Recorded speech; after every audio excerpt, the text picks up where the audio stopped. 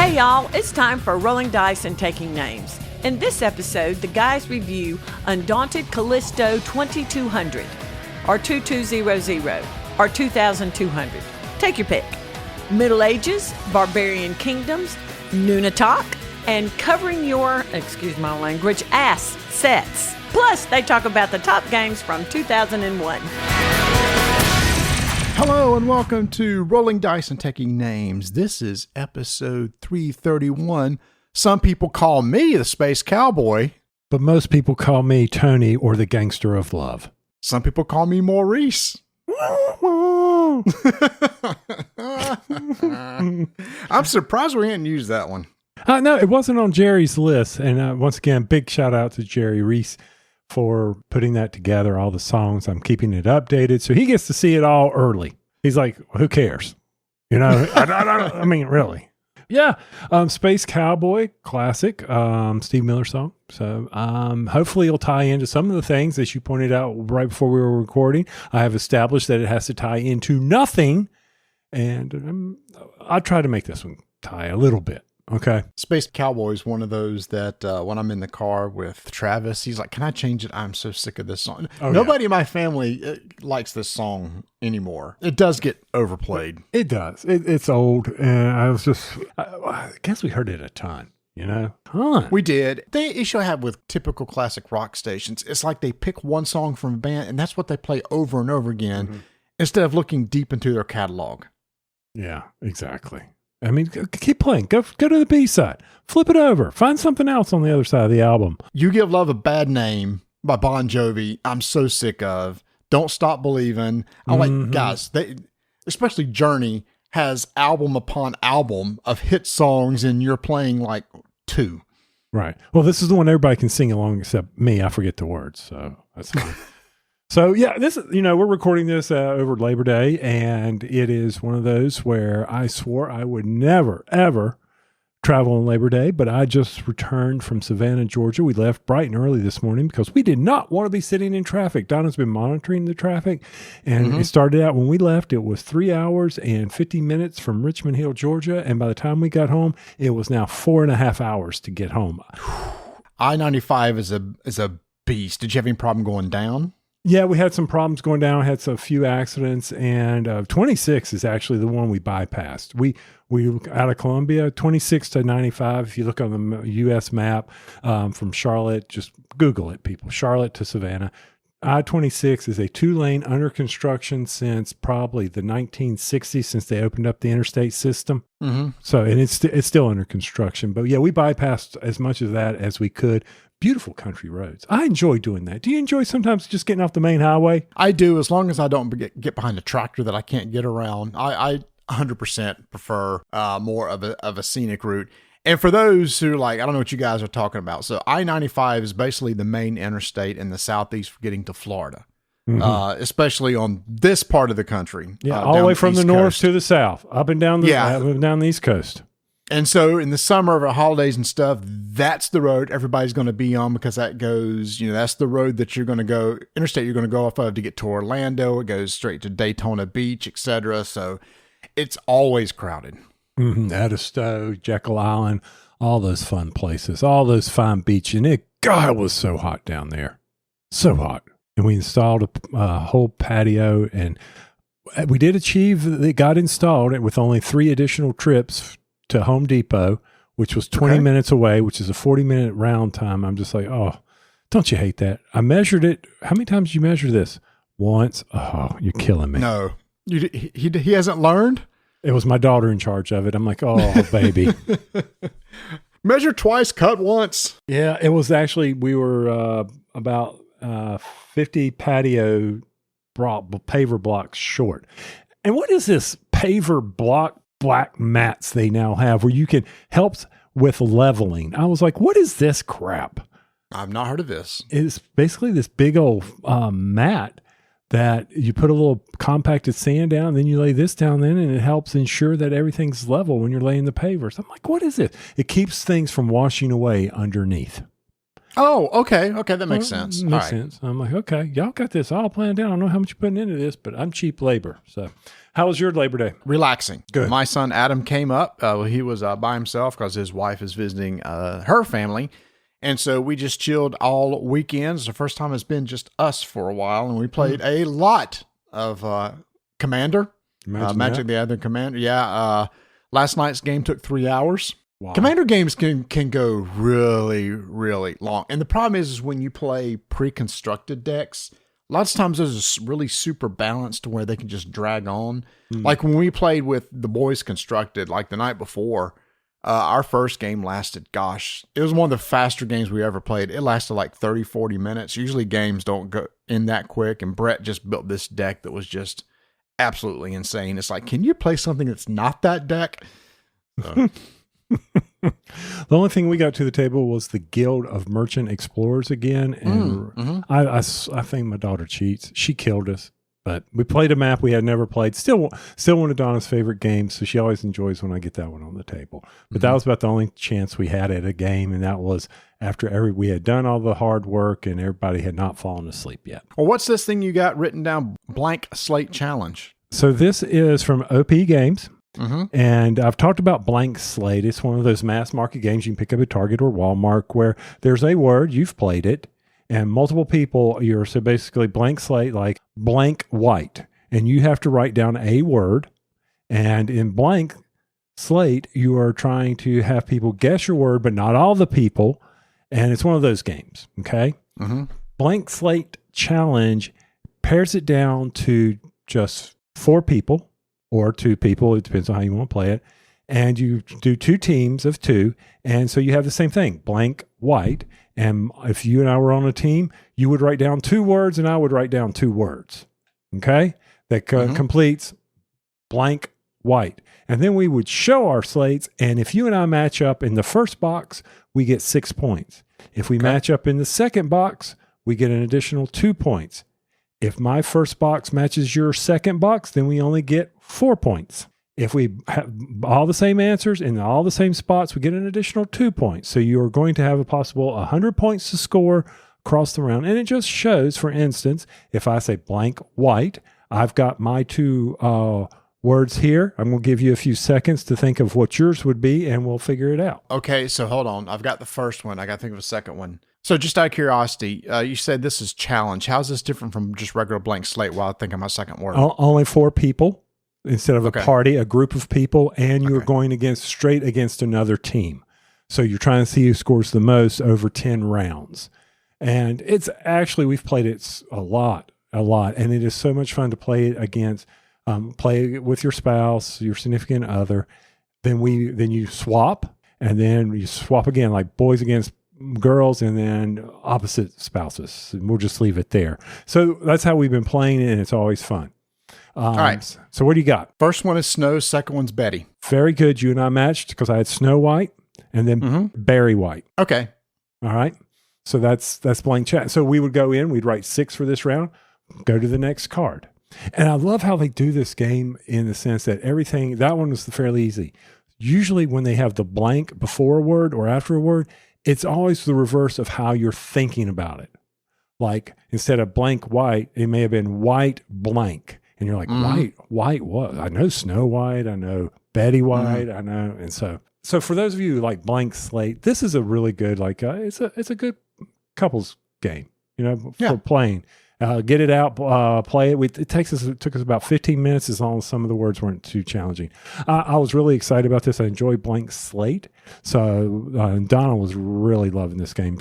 We've played it with our daughter and her husband.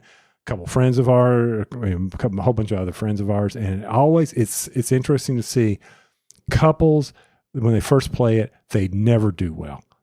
And there's always someone that says, "I guess I'm the weakest link," because they always lose 3 times. And you just may not be thinking differently. Then we also got to play Tower Up after you and I've played it, and the family played it. Once again, my daughter got this very quickly. And she blew us away in this game. She's got this. Where did she get this spatial thing from? I don't understand. But it's becoming one of the family's favorite games. Tower Up. It's fast. It's easy to teach.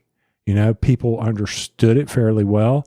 And then there was areas where her husband did not do a good job allocating space, and he had only 2 rooftops at the end of the game. And as you know, having rooftops at the end of the game are very important. And we were just able to play off of his. So Tower Up is a big, fun game. And if you want to hear our full review of it, we did a 5-minute initiative back in episode 330. If you want to hear a little bit more about that game. And the other thing that happened over Labor Day was we were going to play Nature, because Evolution is one of Rebecca's favorite games. And we got the new prototype for Nature. It's coming out on a Kickstarter here soon.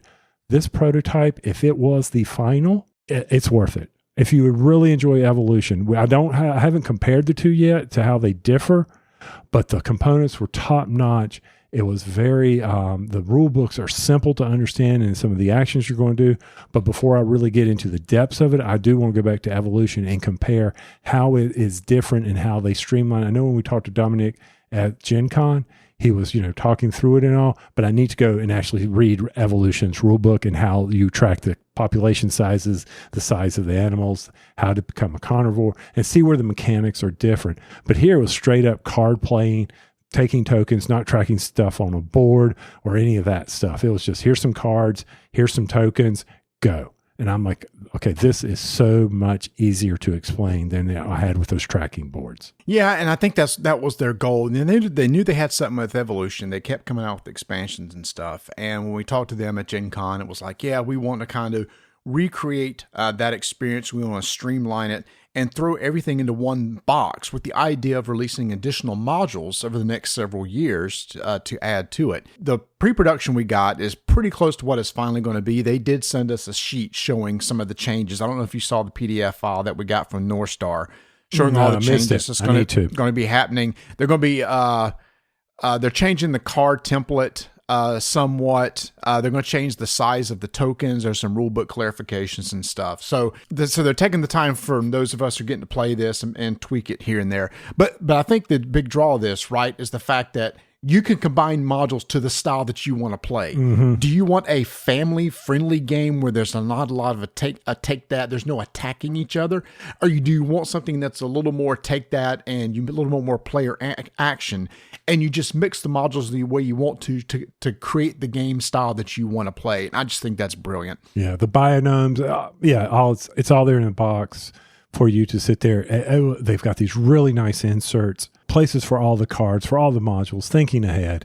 One of my favorite Evolution series was Evolution Climate, where you were having to adjust based on the climate of it. They do have one where you're going to have to deal with cataclysmic events.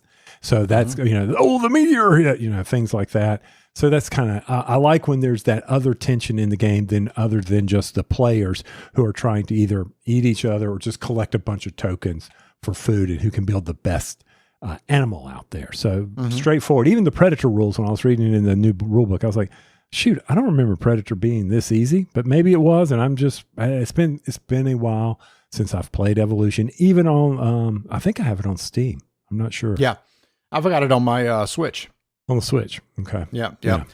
So this Kickstarter launches on September 17th. I'm sure you're going to hear about it from us some more as we get a chance to play it during that time and could talk a little bit more about it. But again, the appeal is you've got a big box experience where you create the type of game that you want to play with those that are sitting around the table. So keep an eye out for that coming on Kickstarter September 17th, and you're probably going to hear more about it here too. Speaking of Kickstarter, there was one that just ended, and a huge congrats to Brotherwise Games for their Cosmere RPG Kickstarter that ended, breaking the record for the biggest tabletop board game Kickstarter in history, coming in at just under 15 million, breaking Frosthaven's record.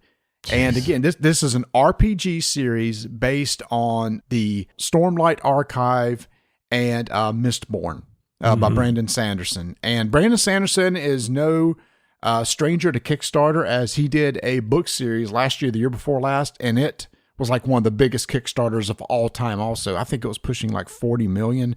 So anything with Brandon Sanderson's name on it is going to do well. So congrats to Brotherwise Games. Obviously, there's a lot of people that want to role play in these universes. Yeah, 54,451. And even if they tell a friend and tell another friend, woo, that's a lot of people going to be out there playing that game.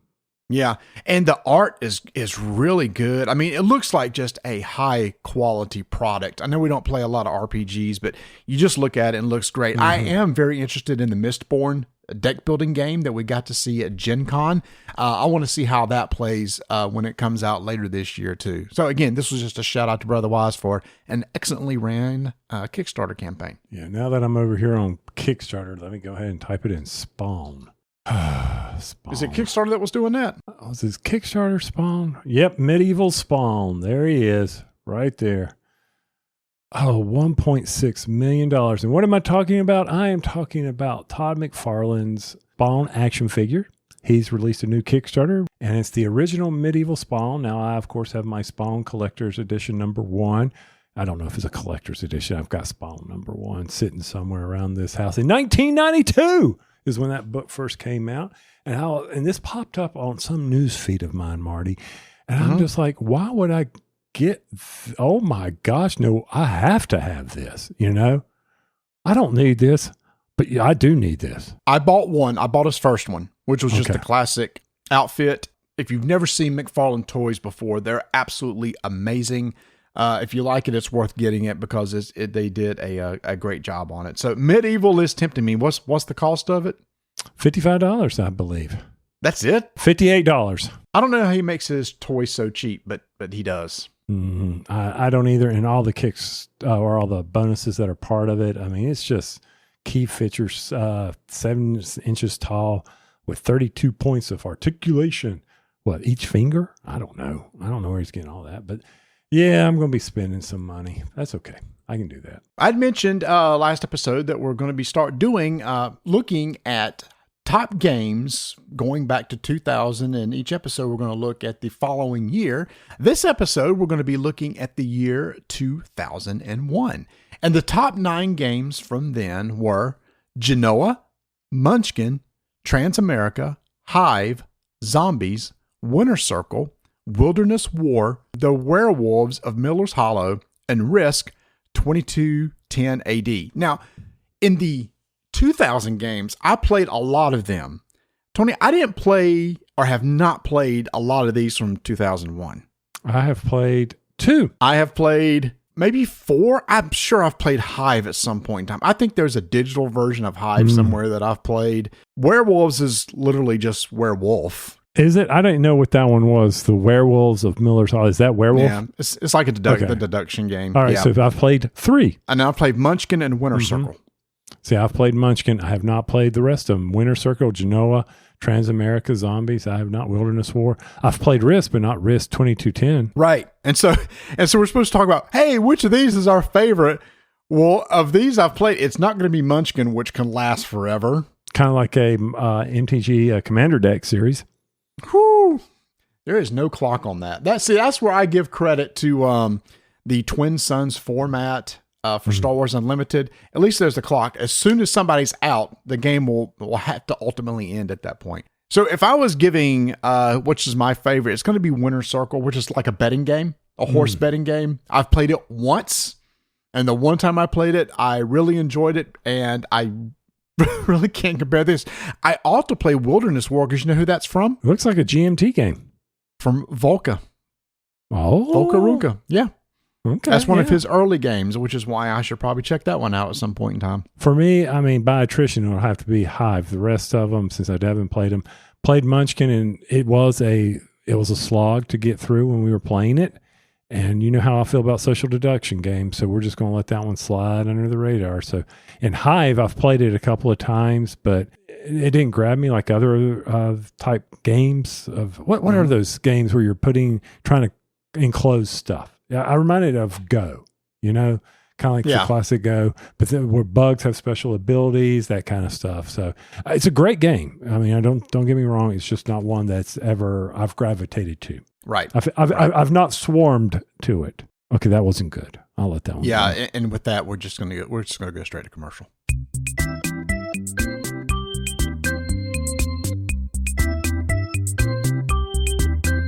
Portal Games has announced their Essen releases, which you can now pre-order, and I'm interested in all 4 of these products. First, Board Games That Tell Stories number 3 is up for pre-order. It's got a little trilogy going there of that series of books.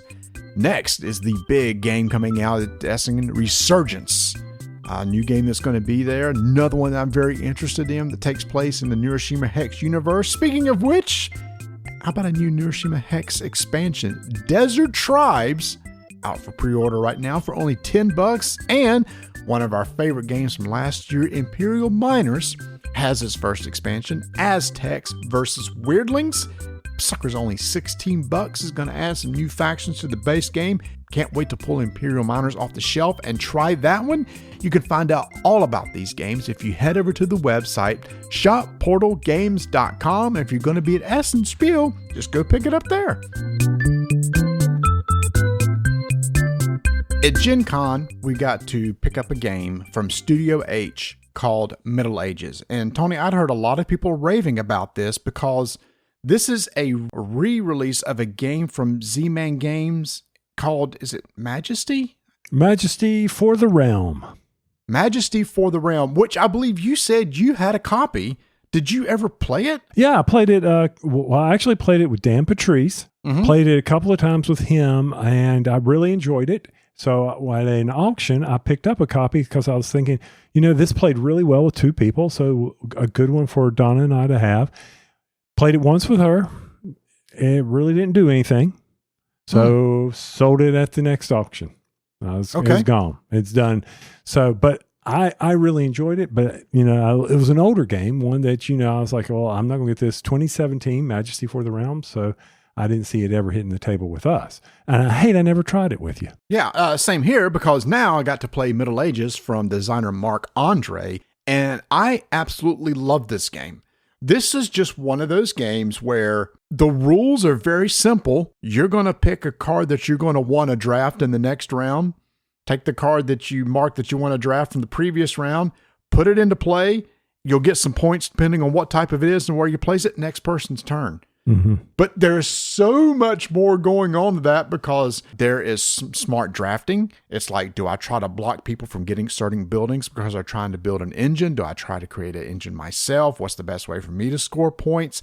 Depending on where you are in a row, where you're going to be drafting determines the draft order from round to round. There's just a lot of little things going on in this game that I just loved. Mm-hmm. So from the original Majesty was about villagers in a village. Mm-hmm. Here, we're building the village. Right. So I think that's the key difference for those who, I know all about it. Well, why would I pick this up? And I think this worked better. It was easier for me to understand for some odd reason than for Majesty, because I remember the first time I played this, I was not really getting it. There was just something about the iconography of this game was so simple.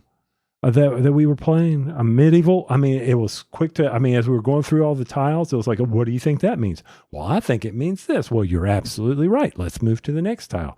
So, Yeah. And so when you set up the game, you set up a 4x4 set of tiles. Starting with the first player, they're going to put their marker on one tile that they're going to want to draft that round. Once everybody's placed their markers, the game begins. Who's ever on the leftmost tile gets to go first. They pick up their player marker, put it on the next row of the tiles that they want to draft in the next round, and take the tile and put it into place. And again, depending on what the tile is, you're going to score some points. And then the next person goes. When everybody's drafted, you refill the row and rinse and repeat for basically 16 rounds. Mm-hmm. At the end of the 4th round, end of the 8th round, end of the 12th round, end of the 16th round, there are some special events where you will get additional victory points possibly, or there may be something bad that happens. Because if in your village you ever don't have one particular building at the end of the game, that's a minus 10 points. And that can hurt. That's huge. Yeah. And in our very first game, we dropped a card down there and said, it's going to wipe out this building. We were like, oh, man. And now you always think, well, are the buildings, all the villages equally proportioned throughout there? No, they're not. Because the cathedral building or the church or the palace castle building, there seem to be fewer of those. So you need to be thinking about how that comes in. Now, this is just how it seemed to me because it seemed like I could never get those when we were drafting, Well, And that's where this game is so brilliantly designed, because when you're going to take, when you replace a row, you draw from a stack and there's numbers on the back and you sort them by numbers in ascending order and then flip them over. Like you said, there are less. There are only 7 palaces, but 14 fields. Okay. All the fields are going to have lower value numbers, meaning they're going to show up on the left side of the row. The churches and palaces have higher value numbers. And you go, well, Marty, what's the big deal? Well, nothing, except that means you're going to be placing your token further to the right in a row, which means you're going to be drafting towards the end of the next round. All those little smart design decisions are just really clever. Right. And one of the things, you sit there thinking, okay, why would I get them then? I mean, what's important? Well, those 2 pieces give you bonuses for some of your other village pieces. For instance, you will have the ability to increase the amount of coins you take if you place this marker underneath, say, let's put it under the fields. And whenever you take a field, you're going to get X amount of coins. But if you place a barrack symbol that you were able to get, then all of a sudden you're now able to get not only coins for the number of fields, but also the number of barracks. It's one of those games, I think, you're sitting there, you can get locked in your own world, but there is some of that, take that. Some of that, get in each other's face. Something you need to be watching what other people are doing to determine how they're going to make a draft. There are 8 buildings in this, and 2 of the buildings directly affect other players. Whatever you draft a mill and put it into play, you're going to count the number of mills you have. And if you have more mills than any of the other players, you're going to take 2 coins from them, from each player that you have more mills of than them. Same thing with barracks. When you build barracks, you're going to count the number of barracks compared to other people's ramparts. And if you have more barracks than they have ramparts, you're going to steal 2 coins from them. So very much there is some take that to where you need to be cognizant of what other people are taking. And if you see somebody going barrack heavy, you better go rampart heavy, or else they're going to keep stealing money from you. Mm-hmm. You got to be looking. You got to be thinking what they're going to do. Another thing I enjoy about this game is the amount of time to play this game. It says 30 minutes. And yeah, they're spot on. 30 minutes, so it is a quick one. Get it on the table, get it played, get people warmed up for gaming night, or maybe you're in between games. This is a great one to get out there. Production is top notch. If you enjoyed Majesty and you've since got rid of it like me, you may want to consider picking this up. They've made some big improvements, in my opinion, based on what I can remember from Majesty, which I'll admit it's been almost 4 years since I've played it. But I really, really enjoyed this game. I always enjoy games like this. I don't do well, but I enjoy them. Now, you just quickly glossed over production. I want to sit on that one for a second because it's the production that blew me away. First, all the tiles are pre-punched. You open the box and you've got a column of all the tiles all ready to go. All the tiles are made to where they fit together a certain way. So all the mill tiles stack on top of each other, and they have like a jigsaw cut on the left and right that will fit to the buildings to the right of them and fit to the buildings to the left. And so you end up building this very clever tableau with these nice tiles, which I see the advantage over cards, right? Because in Majesty, it was just cards you were stacking, which they can just get cockeyed and turn everything like. These fit together. There's no jostling. If somebody hits the table or something, they're not going to go flying all over the place because they lock in together. Even when you went to like the church and the palace, those bonus tokens that you could put on other buildings fit in a certain spot on the bottom of each of those building columns. And you mentioned the iconography. Once you understood one icon, you understood them all. We never had to reference the rules whatsoever. This is one of those games that we always do like if we have enough of them, we have like, what we call it? Is it the It's Alive category for our squirrelies, like a reprinting, rethemed. Right now, this is sitting as the number 1 game for me in that category. I just haven't played another game that's blown me away that's been a reprint than what this one has. Yeah, and I can't think of any that we have. We'll have to do some research. So yeah, it's walking away with a squirrely right now. Yeah, exactly. Now, I will say a possible negative is, remember I talked about the mills? if you play with people that you've never played with before, I think you could strategically just start drafting mills like crazy. And if you're playing with 3 other people and they don't realize what you're doing, every time you claim a mill, you're jumping up a net of 4 on every player at the table. I played an online game on BGA, and early on I was able to get a couple mills really quick, and then I just went mill heavy. And also every time I took one, I was just getting coins from everybody.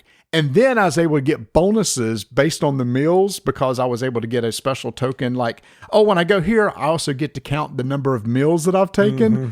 So I was just really doubling up on the points. So I scored it was pushing 140, 150 points. Wow. I got a lot. So there is this sort of thing that you got to pay attention to what other people are doing. And if you play with experienced players, they may try to take advantage of you and go heavy barrack or heavy mills. It is one of those things that there is some strategy involved. You kind of got to not hate. Well, it is kind of hate draft. Mm-hmm. Pay attention to what other people are doing. It's not a solitaire game. One other thing I really like too is there's no in-game scoring. It's literally how many coins you got. Okay, person most coins wins. That's what makes the game so fast. It's not like, all right, get out the scoring pad. Let's start taking scoring, and sitting going through a scoring process. It's just done. How many coins you got? Game over. Count them up. You're done. That's it.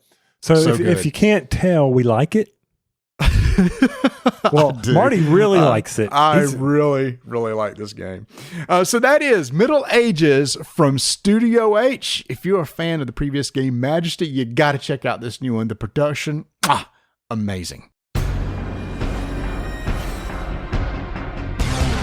5-minute initiative begins in 3, 2, 1. Nunatak, Temple of Ice, designed by Kane Klinko from publisher Cosmos, is a game about building a pyramid. No, it's not. It has nothing to do with this. It is about set collection. It's about collecting cards that you are going to try to get certain series so that you will score the most points at the end. Do you realize I haven't had the opportunity to say, hey, most victory points wins? No, that's why I should keep playing these war games and stuff, because it's not about victory points. But yeah, it's not. So this is one of these games is straightforward. I mean, you're going to claim a card from an area. When you claim that card, you will then place one of your cubes of ice. It's not, by the way, it's plastic, so it won't melt, won't ruin your board, onto a tile that's on the board that matches that card. Next person goes.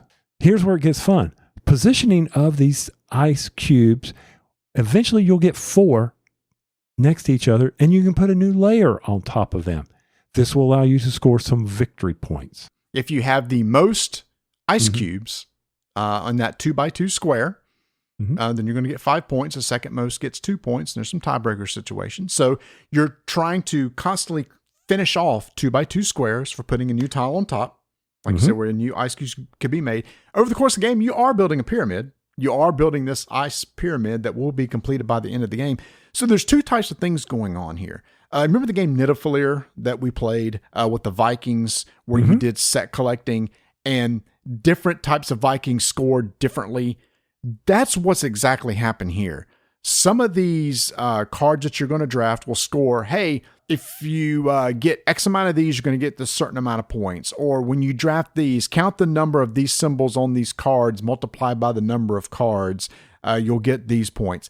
It literally almost mimicked the Nidavellir scoring system exactly, except the placing of your cubes on the board to create these spaces also generated points for you too. Because as you build the pyramid, when you put a block on a square that's supported by other blocks beneath it, you get 1 point per each of your block that's helping support that square.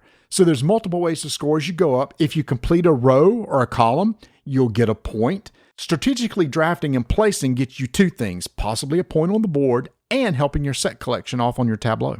And it's important to know that some of the tiles, like there's one that I really like, the builders, which you pull that card, you can move a tile for somewhere else. You've got to be strategic in placing these tiles, because even when you complete one, if you don't have the most blocks underneath, you're giving someone else victory points, but it can happen. So you have to be very strategic in how you are placing these things.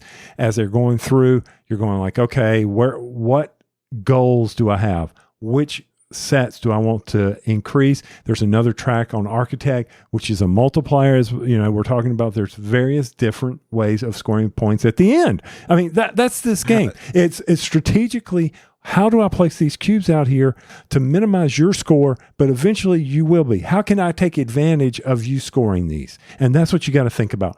It was more strategic than I anticipated.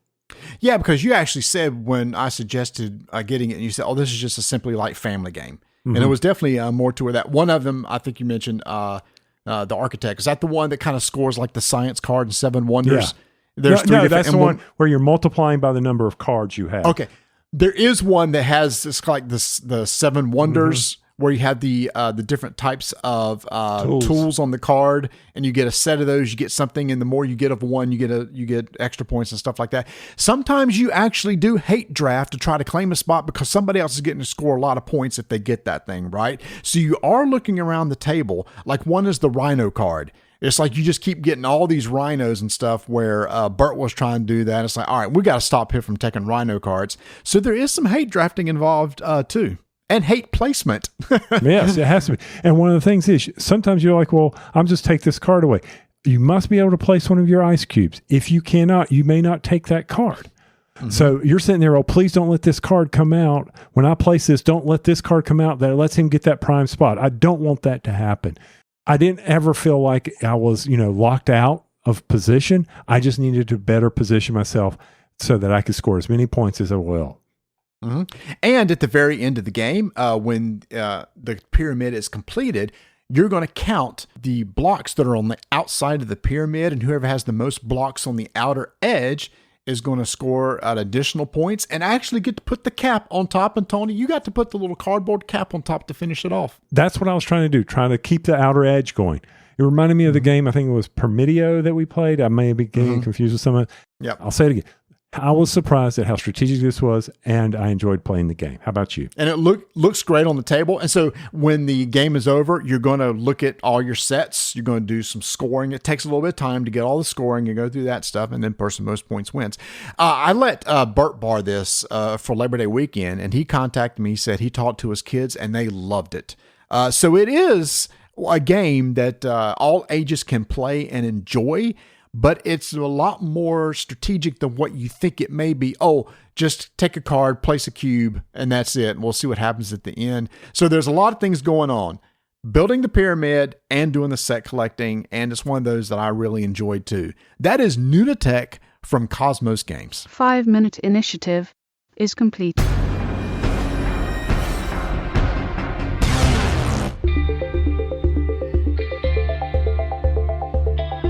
I know we've mentioned it multiple times, but you really need to head over to miniaturemarket.com to look about some of those games you heard about from Gen Con. They're in.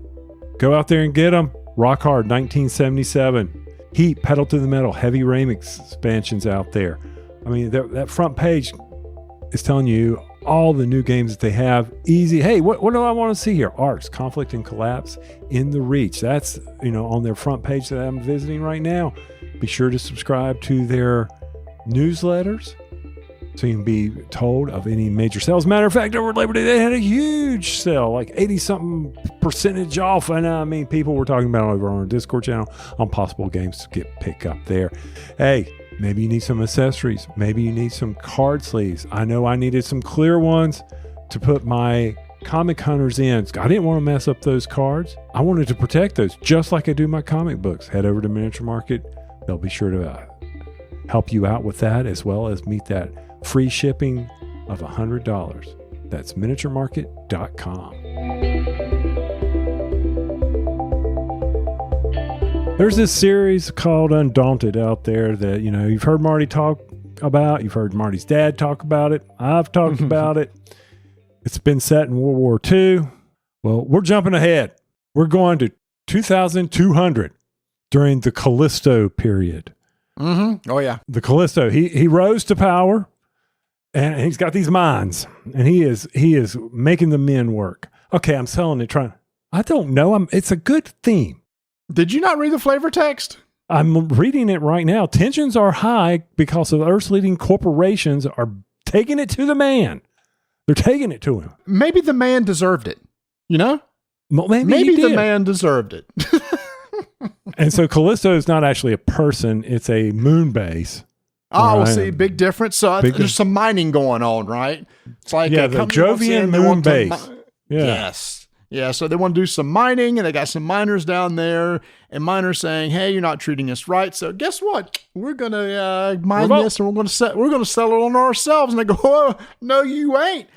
Two forces are created, and that way you have to fight against each other. So that's the theme of it. So it's a sci-fi theme, no longer historical based, but the gameplay is very similar. And you may be thinking, well, Marty, if it's just like the World War II, other than theme, is there really any difference? And yes, there are a couple major differences in this game. Now, you've played it the most, so you, of course, are going to go over this. Now, first off, what's similar?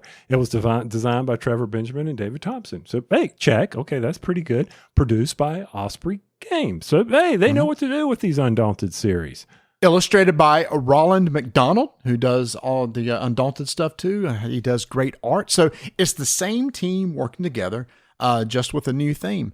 Well, before we dive into it too quickly, just a quick refresher for those who may have never played. Undaunted is a deck building game. You start out with a standard set of cards. These cards are going to be used to activate units on the board, maybe make them move, maybe make them attack. Maybe it's adding new cards from your supply to bolster your deck. Maybe it's a way to get rid of, in Undaunted, it was called Fog of War. These are dead cards in your hand that possibly come into your hand, and you have to use, back then it was scouts to get rid of them. So all that's there within in this game. So a deck building combat game, but there is dice resolution, and that is still in this game too. So when it comes to fighting, you're going to be rolling some dice. But I think the first thing, Tony, that stuck out to me right off the bat is, instead of square tiles that you are assembling to create a board, now we just have a big fold-out board we put on the table.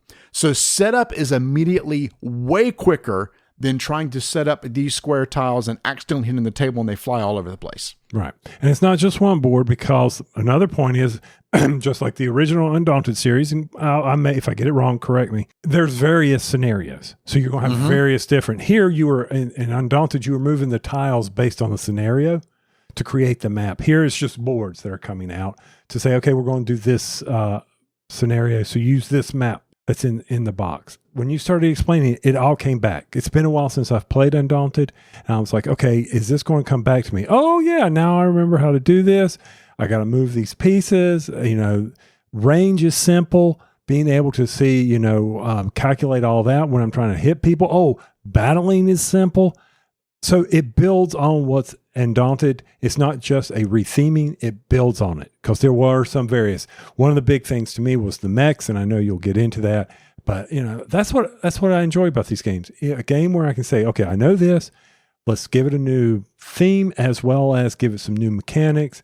Off you go, quick teach. And you talked to two people who've never played it, and I think they grasped it pretty darn quick. Yes, they did. We played as teams because one thing they wanted to really push that it works well with 4 players, and it does. So you have 2 people working on one side, 2 people working on the other, and basically you're alternating turns. Just to go back to the boards, there are 4 double-sided boards, so that's basically 8 different maps in this game to give you a lot of variability. You have your standard units like miners, artillery, and stuff. You did mention the mechs, which are really cool. So you have these standees now that are on the board. Typically, you just have these tokens that are laying on the board that you move around, but now that you have these standees, and there are cards associated with these mechs. People that move the mechs, people that attack with the mechs, command the mechs, etc. So there's actually several different types of cards that work within the mech itself. You did have tanks and Undaunted, where you had to be able to control the tanks. You had multiple people controlling the tanks and stuff. So it's building off of that too. I think the thing that really got me excited was the introduction of elevation. We're not playing on just a flat surface. We're playing within a mine where there's bridges, there's valleys, and attacking from a high elevation to a low or low to a high is going to change the type of dice that you use. Typically in Undaunted games, you have D10s that you're going to roll. You're going to count the number of spaces you are from your target. You're going to add that to the base defense of the target itself. And if there's possibly any defense within the space itself, you're going to roll dice. If the value that you roll meets or exceeds that, they're going to lose a card. Damage is done by losing a card, first their hand, then their discard pile, and then their draw pile. And if they can't, then you've actually eliminated that unit from the game. Here, elevation is going to come into play. If I'm attacking from a higher elevation, I get to roll a d12. If I'm attacking from a lower elevation, I get to roll a d8. So now there's a whole new element of tactics that comes into play when it comes to elevation. That is the other thing that really stuck out to me, that I can't wait to see if they're going to do any more with this. And I felt like this is kind of a really good introduction. I've got the high ground. You know, the old thing from Revenge of the Sith. When you're attacking from a higher elevation, you do get an advantage now. So for me, I like the Undaunted series. You like it more than I do, I believe. It just, something about the dice. I just rolled 4 dice and I missed every one of them. What kind of aim does this guy have? You know, I'm sitting there thinking, this is ridiculous. I couldn't hit you if I wanted to.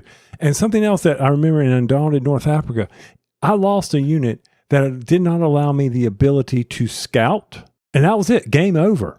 There was no sense continuing on. So you have to be thinking about some of those mechanics in this game. So for new players, they need to you need to really focus in on that. You need to make sure you have these units that allow you to move throughout the board. There is a thing that is from the other Undaunted that's in here. Typically when you move, you can only move into what's called a scouted area. The idea is that there's a special unit that can move anywhere they want. And when they move into a space, it's scouted. They could put a marker down to indicate that it's been scouted. That's also when you do that, you take one of these cards that you put into your hand that's basically a dead card, just taking up space in your deck. It's called Fog of War in the World War II, and here it's called... Interference? Yes, Interference card, which is going to work the exact same way. And the initiative value on that is 0. That's another thing that's also in this game. The commanders, each side's going to have a commander that's in play, and at the beginning of the turn, you're going to reveal a card. Whichever card has the highest initiative, that team gets to go first. So that commander will go, then the other commander, then go back to the other team, and then the final and the fourth person from the second team will get to go. Anytime a commander card is played, it will actually transfer to the other person. So that's how the 2 players get to be a commander throughout the game. That card's going to be flip-flopping back and forth, and whoever has it will be the one that draws 4 cards at the end of the turn and use one of those for initiative, where everybody else will draw 3. So that's how the 4-player, which is also really well done. 4-player, I think, works super well. This really felt, the regular Undaunted felt great as 2-player. I was very curious how it was going to work with 4, and I think it was fine. How did you feel with 4? Did you feel it moved quick enough, or did you feel there was too much downtime before you got to do anything? No, I thought it moved very, very quickly. I thought that was a concern. I know in the 2-player, believe it or not, I felt like I never had enough time, which seems weird. Like I hadn't thought through everything, and I didn't want to stall the 2-player game. This gave you the ability. I mean, you can't tell people, what was the rule? You can't tell people what's in your hand. Correct. You can't tell people what's in your hand. But you can strategize. Yes, and it must be open table talk. So the other team does get to hear what you're saying. Right. Yeah. So I think, with the 2-player game, when you and I played, I was like, okay, I don't want to waste your time by sitting here like I need to do this, or do that. So I felt like this gave me that needed time, but it moved very quickly. The leader takes his turn, the next leader takes his turn, then I take my turn, and the other team takes their turn. It moved very fast. All in all, if you enjoy the Undaunted series, for me, I would say grab it, because it is a really nice change with the high ground, with some of the strategy that you have to do with it. I really think the mech was key, how the mechs worked. And I just really think that it's, I liked it better than the vehicles from Undaunted Africa. Gotcha. Okay. Yeah, that makes sense. And for me, I also, if you like Undaunted, I think you would like this. One of the appeals of Undaunted was a historical game. So if you like that historical aspect, I don't think the historical series is going to go anywhere anytime soon. They've been doing really well at that. But some people were like, I don't want to play an historical game. I want to play something else. So they created this new universe that they've now done. Will they do something else with it? I don't know. Hopefully they will, now that they've kind of created this universe, that they've got these characters and these factions that may continue playing within that space, which would be that's interesting, which may be kind of cool. So for me, I dig it. I want both. I like the historical, but now I also like this one too. I love the single boards, which makes setup super easy. The support for 4 players really nice. And with, as in previous Undaunted games, the number one scenario, very simple, stripped down. But as you progress through the scenarios, they keep adding more things, more mechs, more rules, etc. So you go from just having regular guns to all of a sudden you're doing area of effect attacks, and the guns change and you can affect more people when you attack. All that's there. So for me, yes, if you like Undaunted, I think you should give this a shot, especially if you're looking for a 4-player experience. So with that, another winner from Trevor Benjamin and David Thompson. Undaunted 2200. 2200. Mm-hmm. So it's not 2200. It's 2200. It's both. 2200 is 2200. Okay. Undaunted 2200 Callisto. Are you like me and you forgot to hit the Remind Me button over there at Kickstarter when you were viewing the Gametoppers 4.5 and you just happened to miss it? Don't worry about it. Late pledges, you can still get those late pledges in. I mean, some of their best values. You will save hundreds compared to some individual pricing. For instance, maybe you would like, the whole Baker Street package. It included the rails, it included the top, the carrying case, a couple of mats, some of the drink holders. That's something you need. Or Watson, the Watson Scotland Yard package, $1,200. It's $1,199. I mean, it includes the large table. Once again, some of the holders for the drinks, some of the coasters. Be sure to head over to the Kickstarter, head over to Gametoppers LLC, go to Gametoppers 4.5, get in your late pledges. Maybe the dining cover, $350. Like I said, if you already got a Gametoppers, why are you not using it as a regular dining table? It would have been probably more comfortable than the table I sat at my daughter's recently. I'm not saying anything else about that. Try to convince her, but did she listen to her daddy? No. Does she ever listen to her daddy? No. Maybe you should listen to me. Gametoppers LLC.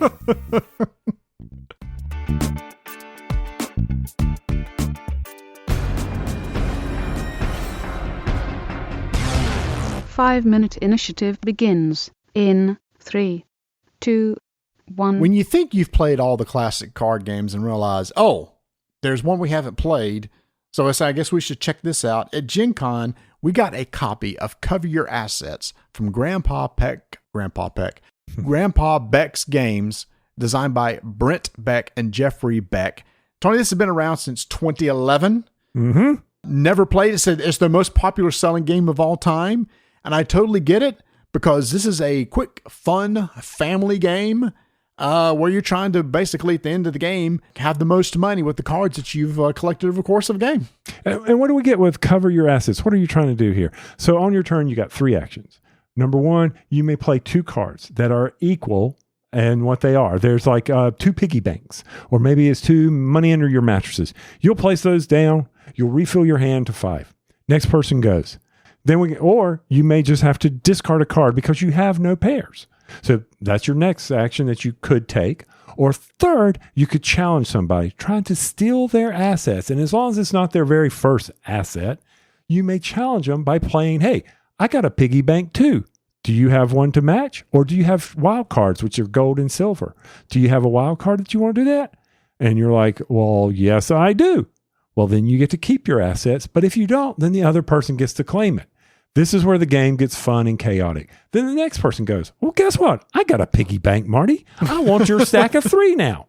So do you have another piggy bank? Well, maybe I do. But if I play a wild, no, I got a wild. I'm going to put this wild on here that's worth $25,000. And Marty's like, hey, there, you ain't getting my piggy bank. And I go, oh, yes, I am.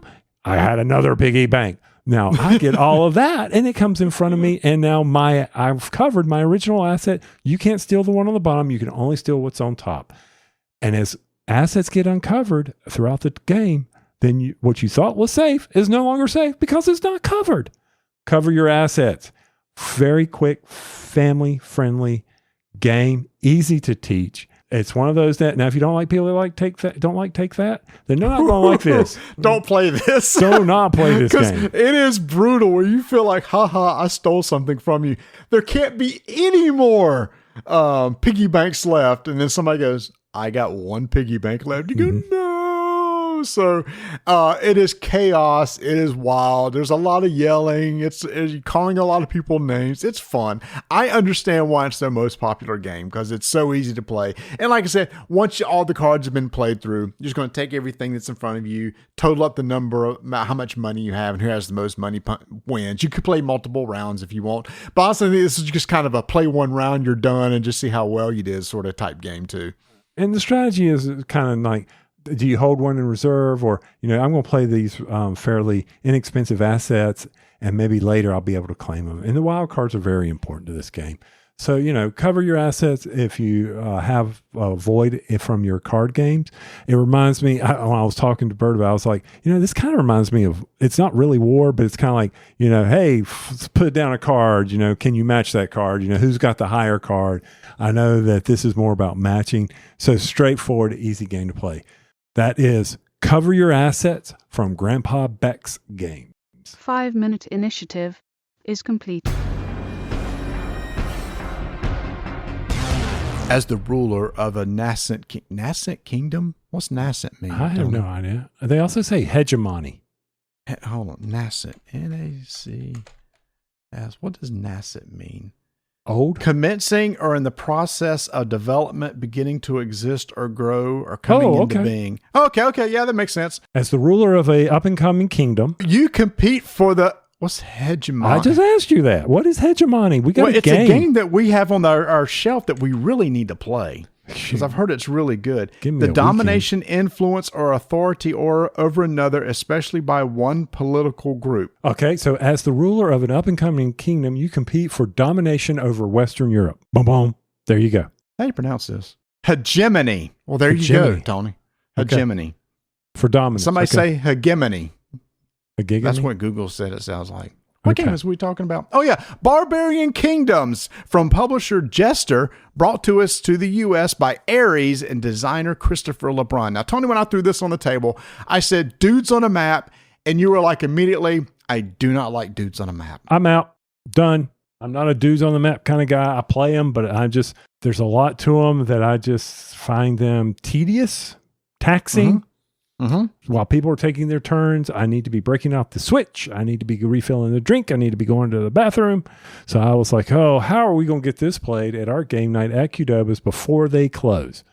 And you said, just hold on here. On the BGG page, the publisher has this one sentence, and I think it sums it up very well. Players must be vigilant in positioning their forces with the constraint of a maximum of 1 unit per province, which is key. Keep an eye on their opponents and take advantage of their two asymmetrical powers, that of their kingdom and that of their king. And I'm going to add to that, as well as the other players' asymmetrical powers. So you had this really cool board Western that's put Europe. on the table. It's not square. Was it an octagon or hex? Yeah, hexagon. Of Western Europe. And you're going to play one of 6 different factions: the Huns, the Ostrogoths, the Vandals, the Visigoths, the Saxons, or the Franks. And in a 4-player game, you'll play 4 of those. 2 of them will sit out. This does play up to 6-player. And typically in a dudes on a map fashion, it's like there's tons of stuff on the board. But one thing I liked about this, Tony, you got your king and you got 4 units. That's it. There's only 5 units that you're really having to deal with. So all of a sudden, the board doesn't look overly crowded, and maneuvering and moving you guys around really doesn't take a lot of time. No, this game is one where how am I going to control what I need to be able to conquer the other nations? There were those restrictions of only 1 army in a map unit. How am I going to get this so that I can bring these units in to attack? And we'll go over that on the rules, but it was just like, how am I going to put all this together? And I felt like, in certain parts of the map, they were very challenging. I will say that the map was laid out super well, because when you start out, you have 3 provinces you control. 1 is your kingdom and 2 others. So right off the bat, you control 3 provinces, and one of the winning conditions is controlling 7. So you're given 3 at the beginning. Can you keep those and get 4 more? Basically, you're going to win the game. But you sit there and you look, and it's like, well, some of these have sea ports, which are important for being able to move out to the sea. And it's like, well, Tony's way on the other side of the board. How will I ever get to them? The way they've laid out with seaports and using this and the rules for the sea make it very easy, Tony, for you to get to me in 2 moves or vice versa. Yeah. I go to my port, I load my ship, I go out in the sea. Now, the seas can have multiple units, and there are no sea battles like that. Dudes on the map, they usually have sea battles. That's slogs. But here, you're not sea battling. We are in a land war here, people. So load up, get into the sea, and then you can pretty much get anywhere. Yeah, exactly. Now, also, there's 2 ways to win in this game. The other one is just eliminate 2 opposing kings. Either one of those triggers, the game is over and that person wins the game. What makes this game so snappy is that on your turn, you will take 1 action, and there's only 5 actions to take. You can recruit. You can deploy an enemy from the reserve by paying its cost. The first unit you recruit costs 1. The 4th unit you recruit costs 4. So it goes up by 1 every time. You just take that, put it into a province you control, take the money that you spend that's hidden behind a shield, everybody has a player shield, and put it in that province where you recruit. Now, Tony, that's extremely important because I'm just going to put a pause right here, because what we found was this game is a closed economy, meaning the money that you start off the game with that's behind your shield and that's pre-populated on the board, that's all the money that there is in this game. That's it. There's hidden money, there's your money, and people can see your money that on the board, but that's it until you move into a province. Then you may gather up that money once you invade another land. So you said enemy, you meant warrior. So your king's on the board and then the warriors. You bring them in. That's the recruitment. All right. Sorry. So I've now recruited. Well, by gosh, in the areas I control, I need money back into my economy. So I will tax people and I will collect money based on the number of areas that I control. You always control 3 until somebody takes one away from you, if they can, plus any additional ones you have done through invading and claiming the various provinces. So that's how you can tax, and it's a value. So if I have 4 that I control, I can recover 4 gold. And you recover from the provinces that you control. That's where it's important, the fact that the money is actually stored on the game board itself within the province. Let's say I can claim up to 4, but I look around my provinces and the most I see is 3. Well, then I'm just out of luck. That's all I'm going to be able to get. That's right. And if there's 10, doesn't matter. I only get 4. So let's say I have a guy and I was, okay, I've done my taxation. So I'm just putting money out there on the board. What biggie is that? I already said, people can come in and take that away from you with an invade. That's right. You can assault, which is basically take one of your units and move into a province that's either neutral or not controlled by you. And you can perform a potential assault by attacking. If there's an enemy unit there, we'll do a battle. We'll talk about that in a second, because battling can happen in a couple different ways, which is also one of the coolest aspects of the game. Or if you just walk in there by yourself, you can be challenged at that point. We're going to come back to that too, because there's another action where you can be challenged, and come to find out, challenges and battles are critical in this game and what drives this game. But say I don't even want to do any of that. Maybe I just want to maneuver. I can just reposition my units in my own provinces or towards the sea. I can take every unit that's on the board, move to another space that I control, or move out into the sea. Very simple way to move your units around the board. And again, the most you're going to have on the board is 5. Mm-hmm. And that's where it's the positioning is key. Like, I need to get people into the sea, so I can't just because they're only going to move one space. So you got to think through that. How do I want to position them and protect the homeland? Maneuvering is key. It was like a chess match to me. When we were playing, it was like, I need to position myself so that whenever you try to be an aggressor or someone tries to be an aggressor, I have the ability to defend my homeland by being able to protect the borders. And as we talk about, challenges and attacking, understand what we're doing. And the final thing is, you've moved in, you've invaded. Hey, you get the money, but you don't control it yet. You have to claim that. And that's another way that people can challenge you to keep you from getting control, because that's that's an in-game way of getting 7. If you get 7 control points, you win, you start with 3. And when you do a claim action, you actually have tokens on your board called claim tokens that you would take from your board and put into that area. But what you do is if I've already put 2 out on the board, my third claim token costs 3, starts at 1, ends at 4. So the provinces get more expensive to claim over time. So if I'm in a spot and I want to get my third claim token out, I'll take 3 coins from behind my shield, put it into the spot and say, okay, does anybody want to challenge me? Meaning, if there's any enemy players that are adjacent to the spot that I am, they can challenge this move, come in and fight me to keep me from taking it. We'll start if I'm the one doing the claiming, we'll start to the left of me, and each person that's adjacent to me has the option to take that challenge. Tony, if I get to you and you say, I will challenge you, and you go, okay, challenge begin. You can move in one of your units into the same space that I am, and we're going to go into the battle phase. And this is a point where both of us going back and forth can continue to bring in units that are adjacent to the province where the claim is happening. And once we've moved everybody in that we want to, we start counting up to see what the strength of our battle is going to be. This is a key point to remember, that if this is a province that has a seaport, anybody in the sea is now adjacent to you. Yep. And you need to consider that. You need to factor that in. You can also factor it in as a way to protect people as they move across provinces. So we're battling. We're counting up points. I'm losing. Sucks. I don't have enough strength. Well, let's hold on. How do you count points? So if your king is in there, you get 6 battle points. For every warrior, that's worth 3. And let's say if I'm doing an assault. Remember I said before, an assault's just moving into maybe something somebody else controls. Either a claim or assault can be challenged.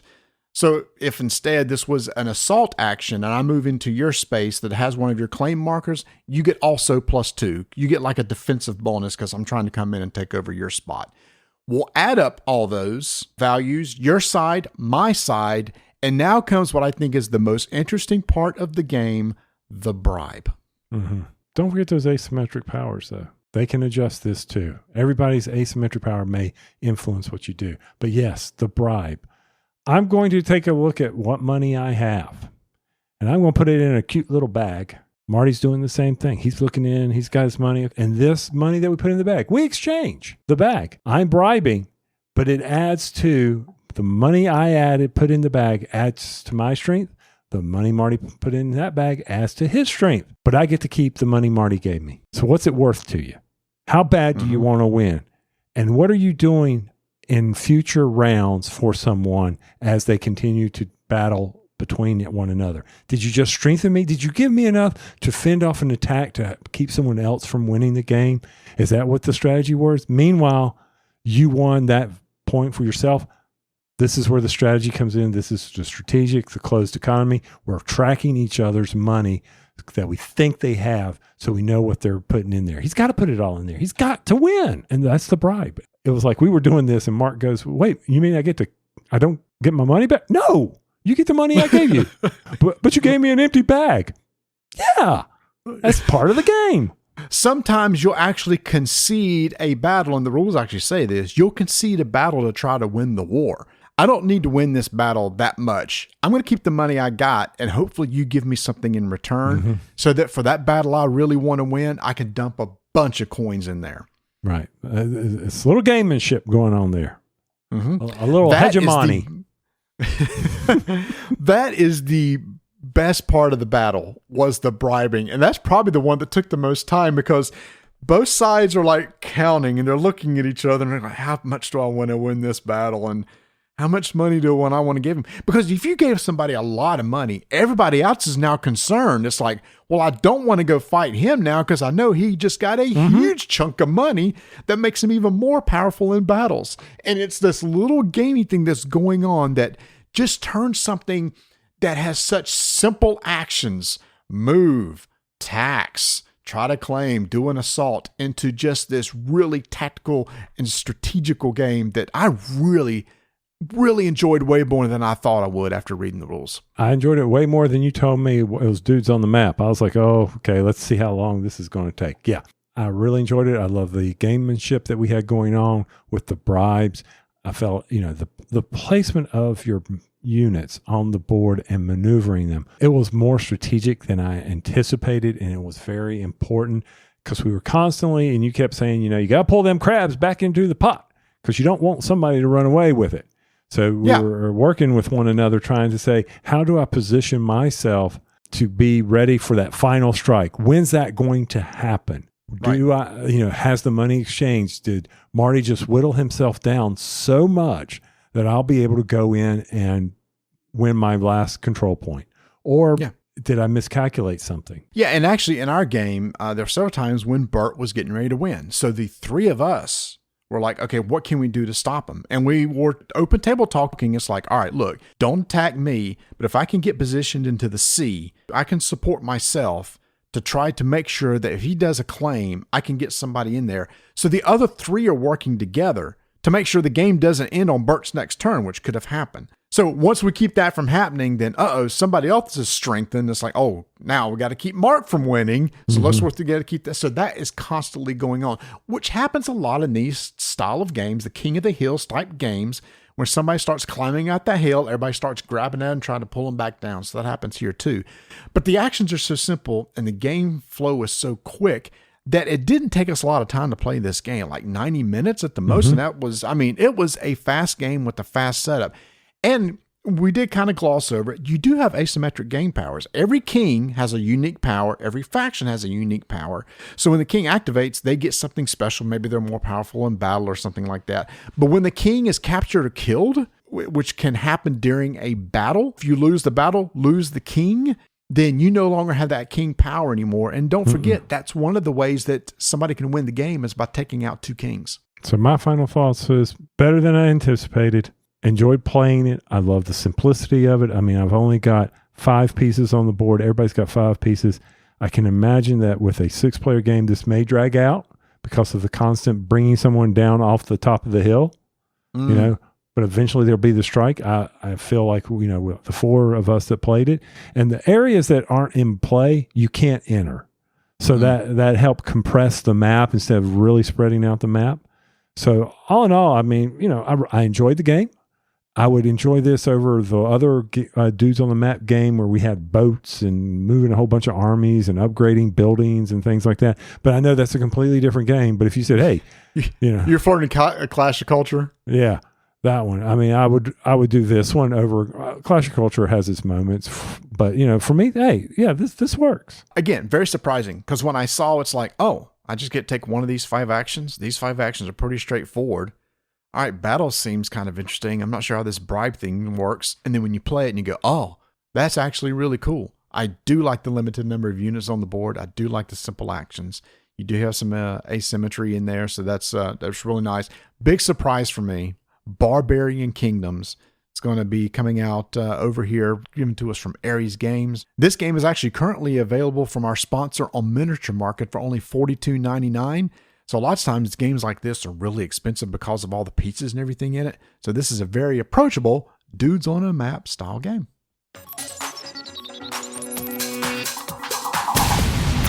Tony, on Thursday, I mentioned that you guys need to watch the Wyatt Earp documentary. Are you gonna watch this amazing show on Netflix, which I've highly recommended? Oh yeah, I'm definitely watching it. Matter of fact, while I was down there, it's funny when I went on Netflix under my son-in-law's account, he has all these documentaries that I haven't even ventured into yet. That was on his to watch list, as well as I didn't know about the Arnold one, the three series on Arnold Schwarzenegger. Okay, I didn't either. Oh wow, yeah, I've always liked Arnie. Yeah. So I was watching that. So yes, I will definitely watch the Wyatt Earp one with Donna when we get a moment. The reason why I brought that up is because, come to find out, Vanessa or Adam had never seen Tombstone. Oh my. So today we sat and watched Tombstone. Now, I haven't seen it in many, many years, and I'm glad we saw it because I've been going around telling Vanessa, what have I been saying to Vanessa probably over and over since this documentary? I'm not your Huckleberry. I'll be your Huckleberry. I'll be your Huckleberry. I'll be your Huckleberry. And she said, why do you keep saying that? And I said, you got to see Tombstone. She said, it's getting annoying. And so after the movie, she says, okay, I understand why you're saying it now. It's like, thank you. She said, that was a cool scene. I went, thank you. Yeah. Okay, so, that's funny because I made them after I'm out there digging in the pit to lay pavers, and I'm like, you know, get your dirt out my yard, get your dirt out my ditch. And they're like, what are you talking about? And I'm like, Cool Hand Luke. What? And I go, y'all have never seen Cool Hand Luke? What we got here is failure to communicate. They're like, is that where that came from? I'm like, yeah. Hey, calling it your job, don't make it right. You know, and they're like, so I made them, so we actually rented on Amazon because we didn't have it, Cool Hand Luke. And I'm looking at them, and about, you know, halfway through, maybe 3/4 of the way, one of them's asleep. And I'm like, and Donna's on the way back. She's like, what makes that movie so good? And I go, what makes it not? You know, Did she like the movie? she thought it was good, but she goes, why does it have the acclaim it does? And I said, well, first off, you need to think when it was made and who was in it. Mm-hmm. All right. And I go, I even pointed out the symbolism to him, like after he finishes eating the eggs and how they have him laying on the table in a crucified mode. And I'm like, okay, do you see the symbolism? This whole movie is based on, in some people's opinion, was written so it would mimic, you know, the story of Christ. And they're like, no, it's not. I hadn't even heard that analogy, but okay. Yeah, there's some people, and there's a lot of different ones. But if you think how he came in, he was accepted, they put him on a pedestal, they revered him, and then he came crashing down, and they turned his back on him, and then he died. You know, it was so that's. Oh, thanks for spoiling the end. Well, I didn't say who died. So anyway, I'm just kidding. It's from the 60s. I think the statute of limitations is up on that one. But that's just one interpretation. I'm like, some people read into it like that. And I said, you know, I see it, but I mean, I don't know. I don't want to put you on the spot, but I don't know of any, what other interpretations are out there. It's been a while since I've done this. I don't know. But anyway, so back to watching Tombstone. It's really interesting after seeing the documentary, how they sprinkled things throughout that movie where the documentary fills in all these gaps that you don't even realize that are there until you realize, they didn't even touch on this part of what actually happened. It's what makes the documentary so good, because the dramatization in the documentary is really, really good, where the actors are really good. So lots of times the documentary is just really poorly done. Yeah. The sets are good. The action is good. And in fact, one of the characters in Tombstone, they kind of make like an idiot. But in real life, he was like the mastermind of what was going on with the cowboy gang. And he was like one of the most interesting characters in the documentary as a whole, but he's kind of downplayed for some reason in the movie Tombstone. It wasn't the one that challenged Johnny Ringo. Was it Johnny Ringo? It was not. And Johnny Ringo in the documentary was hardly mentioned at all. Okay. I will say that scene in the movie in Tombstone is not what happened in real life. Imagine that. Doc Holliday did not take him down. Okay. Well, they gotta line it up, I'm sure. Sure. I mean, be honest with you, that was the major scene that wasn't part of the actual stuff. A lot of the other stuff is kind of sprinkled in that you can see, okay, I see where you pulled that from real life. That was totally Hollywood created with that scene. Right. And what was the other? There was the Kevin Costner version. The Tombstone was Kurt Russell. And Val Kilmer. Val Kilmer. It was Val Kilmer, not Johnny Depp. Val Kilmer. I was going to say Johnny. Okay. And then, of course, the Kevin Costner was that Wyatt Earp. Yeah. Okay. Yeah. I hate to confuse them. But anyway, worth watching. Okay. Worth watching. So we got a couple other things here on the outro, but we're running kind of long, so I'm going to kind of shorten this up a little bit here. So you played in some more Star Wars Drafted. You told me that you're going to go now just a constructed deck because you think you've done your best there, or you're kind of tired. You're ready to try what you can do, right? I am ready to try what I can do. I think I've got a decent enough cards where I could possibly build. I think I need to play against really good competitive decks to get better at this point. Not that I'm any good at drafting. I'm not. I just want to see how somebody builds a deck and go, oh, that's how you play that character. Or that's how you use that card. So I'm kind of at that point. Plus, in those types of games, I can just sit down and start playing. You know, you spend the first 45 minutes to an hour of a draft going through the draft process. Where if you go to constructed, you just sit down and start playing the tournament. So it's actually a bit quicker too. But yeah, I'm starting to do that. I did get the altered TCG Oh, Kickstarter. nice. So I'll bring some starters, and you and I can try that out and see what we think about that. Okay, that'll be a good game night. Get ready for everybody to show up. Hopefully we'll get here early on Thursday, be able to do that for you. Yep. Can't look forward to that. But I know we've been spending a lot of our times back in Guild Wars 2. The Janthier Wilds launched, and we were playing and having all kinds of interesting events. And some of it's really bugged, but that's Really? Well, have you done the salmon run yet? No. Where they shoot you out of the cannon to shoot you up into the fields to go up the I waterfalls? don't do any of the races or anything like that. Well, you can win because no one else does them either. So you can just go do it. And I haven't even made it to I've made it to the next map, but I haven't started the story there. I've got my little homestead going on, got a little action going there, but I've decided that, you know what? I'm going to pause there. I'm really close on getting my jackal over in Soto, so I need to finish that up. So I need to go back over there. Yeah. Am I getting your jackal? And Not my sky scale. Sorry, the flying one. oh, you got the egg? Yep, I found the egg, and I'm almost done with that. So I can help you do that because I can now port you to the various parts of the map. So I've got almost all of it unlocked. Dang. Then yes, let's get together sometime because I need my sky scale. Yeah, I can put a pause. I can put a pause in Janthier for a while. Yeah, and as soon as I do that, then I'm going to move another character over into the. That's one thing I do not like. I hate that you have to start the story to get all your other characters into that area. Because I really need some mastery points from the desert, from Path of Fire. Yeah, and so that's my issue with this game too, is I made a mistake a long time ago. It's like, oh, a new expansion. I'm going to create a new character and play in it. Which basically, if I take that new character and go back to Tyria, nothing's unlocked. Mm-hmm. I have to go and explore everything. It seems like I wish once a character has explored something, it was explored for every character. That's right. That's why I want the sky scale so bad. It will make it so much faster. Yeah. To do the exploration and do those events from that standpoint. And I'm not loving the spears. I like the spear for the mesmer. For the mesmer. Okay. Yeah. Yeah. And which mesmer did you do? Chromo or Virtuoso? Virtuoso. Okay. Yeah, I gotta get that one started. I've got the 80. I just need to do the points, and I need to figure out which other one. I got an open spot now. I need to go ahead and build another character. I just don't know which one to do yet. Overall, it's fun playing in Janthier, but some of the ones are very irritating.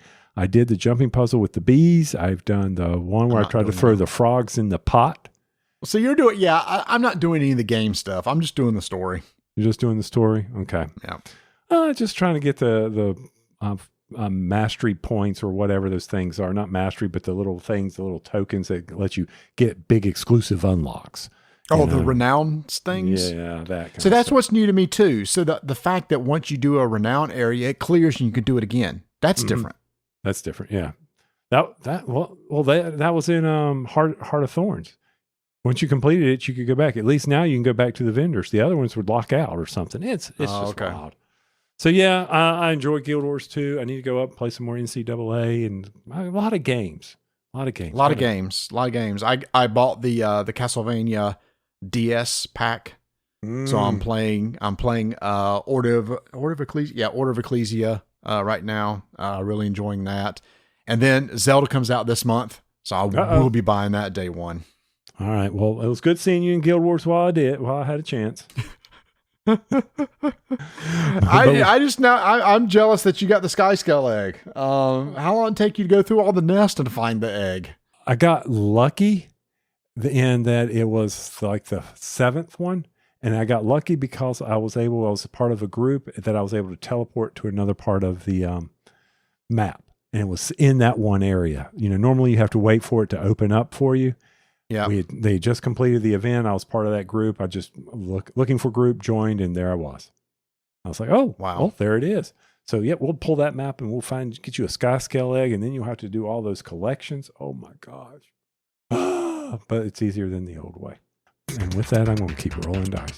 And taking names. Hey, y'all. Thanks for listening. You can follow us on socials at Dyson Media, Instagram, and on X. Make sure to subscribe to our YouTube channel where the podcast is posted over there. If you want to experience on the YouTube, you can do it there. Make sure to join our Discord channel. You can find the links over at rolldicetechnames.com, and there's the special link there so you can use our affiliate link to get over to Miniature Market.